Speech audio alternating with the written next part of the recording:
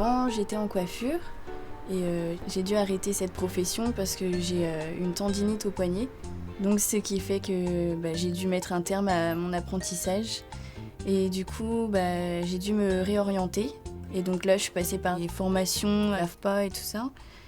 Et donc j'ai dû faire des stages pour savoir quel métier pourrait correspondre après cette coupure de mon apprentissage.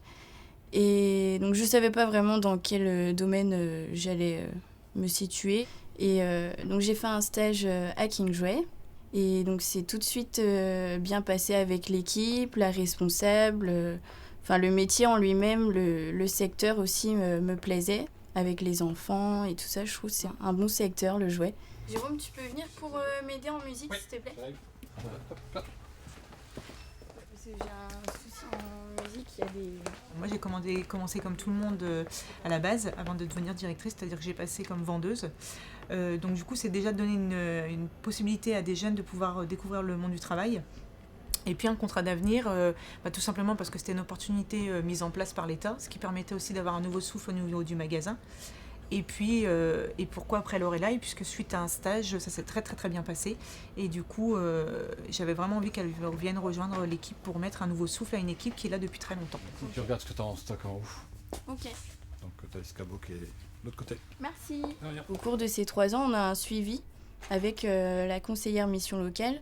Donc on a des objectifs, on a un suivi de progression, donc qui permet vraiment de ne pas laisser le jeune en fait au même stade en fait.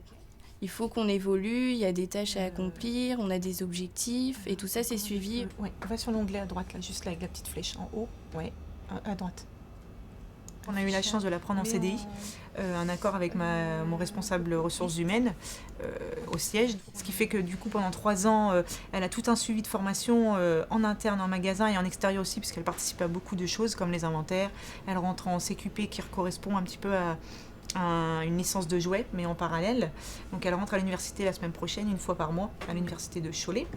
Donc ce qui est quand même très conséquent, puisque en général, quand on est employé, on ne pense pas forcément à aller dans ce genre d'université. Et puis c'est vrai qu'elle apporte beaucoup de souffle à l'équipe, quoi, une nouvelle jeunesse, on va dire. Le contrat d'avenir m'a apporté une stabilité professionnelle, une chance d'acquérir à la formation, au savoir, à l'expérience aussi surtout. Donc déjà, ça me fera 3 ans d'expérience dans la vente et puis après, je pourrai postuler pour d'autres postes et j'aurai de l'expérience. C'est vrai que pendant 3 ans, quelqu'un qui vient pendant 3 ans dans la même entreprise, je pense qu'au bout de 3 ans, on peut qu'espérer avoir quelqu'un qui est autonome, qui connaît l'entreprise, qui s'est intégré dans l'équipe, parce que c'est super important dans notre métier. Et du coup, je recommande vraiment ce contrat pour beaucoup d'employeurs. Sinon, après, on a le grand coffret. Ouais, je partirais plus sur le grand coffret que... Le grand coffret. Il faut être sûr de soi et sûr de l'entreprise où on va le chercher.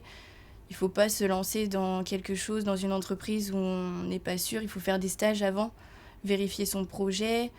Il ne faut pas se lancer dans 3 ans où on sait qu'on ne tiendra pas le coup. C'est une perte de temps pour l'employeur, pour le jeune et pour le principe en fait, pour le principe du contrat d'avenir.